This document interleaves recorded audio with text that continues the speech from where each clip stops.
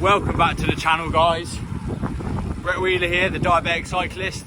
Today, lovely day, just out on a zone 1, zone 2 ride after yesterday's efforts. So I'm out in Farrow. I've just dropped my car off because as I do airport transfers for a job, I got to leave that there, so I popped on my bike, got my kit on, and then just headed out the back roads. A bit windy today, so hopefully you're hearing me all right. Beautiful day though, beautiful.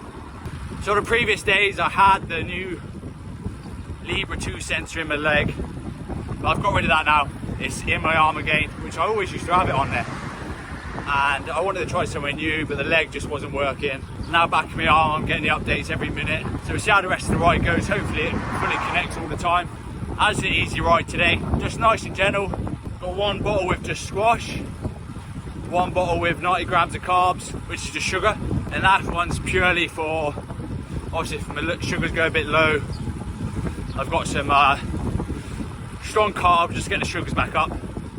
Obviously diabetes is my priority, so obviously my legs will feel not good if my sugars are low. So just going to go out and enjoy this. I'll take you on the ride, show you some of the views, show you what Portugal has to offer. So far, lovely. Enjoy it.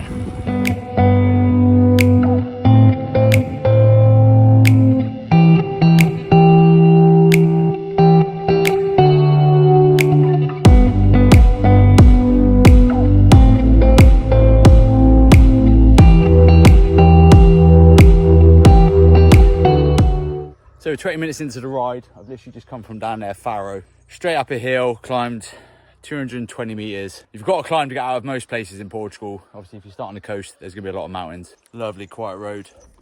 We're head on. And obviously, I'll be keeping an eye on my sugars. Obviously, Wahoo, you don't get notifications. So I ride with this watch on the side of it, which every minute shows me my bloods.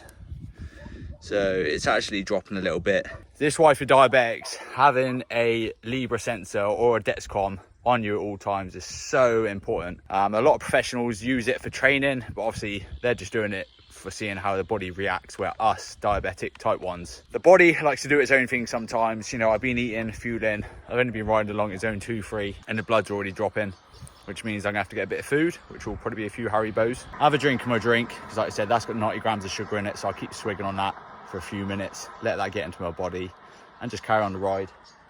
You know, what time is it? It is 20 past 6 in the afternoon. Portugal, you got it. So let's get on there.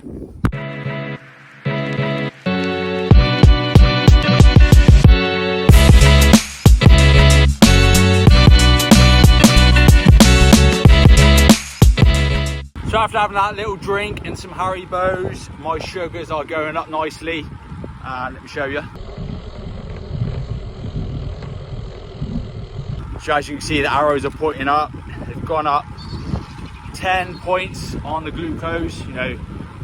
So that means it's kicking in, it's working. And that's why eating and drinking very often is so important, whether you're diabetic, normal cyclist, anything.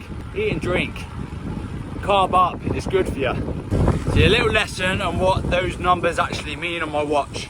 So in Portugal, they use metric, which means your blood should be normally between 90 and 150, which is like safe sort of number, which in English is between 3 and 7.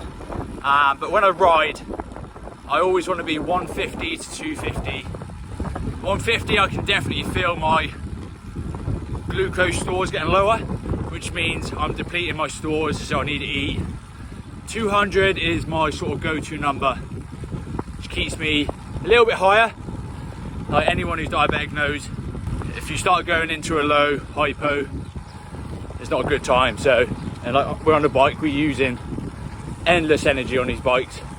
Same with running, anything like that, anything physical. You're always digging into your glycogen stores, so you always want to top them up. And that's why I said eating every 20 minutes keeps on top of it. So I'd say it's almost 20 minutes since I last spoke and had some food, and my glycogen went up, and now my stores are going down again, which means I need to eat again. So for me, it's almost every 20 minutes I need to eat. I'll just show you on the watch. So every 20 minutes, get that food in.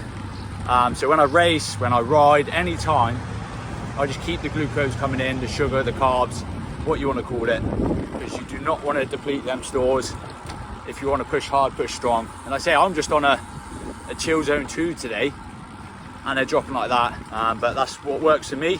So when I race, I use a couple of gels and drink, and that'll keep me going over each hour. So I'm gonna get some more food in me, carry on this ride. I've got about another 45 minutes or so to go, and then we'll be at the end. But yeah, let's carry on this adventure.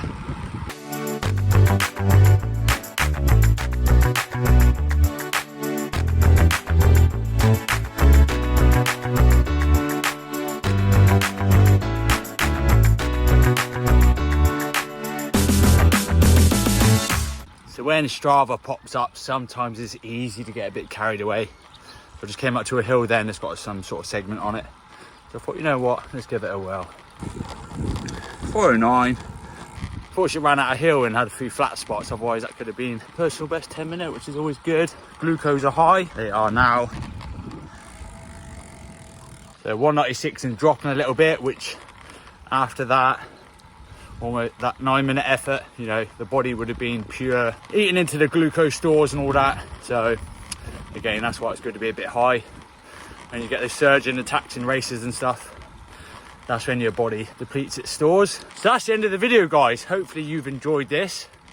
You know, I've been riding with the Libre back on my arm. It's not missed a beat, which I'm stoked on. So I'm now pedaling up a big hill, which I'm probably not the best to do at the end of the video, but you know what, we're always suffering, aren't we? So yeah, thanks for watching, guys. Give it a like, comment, subscribe, and I'll see you for the next one. Laters.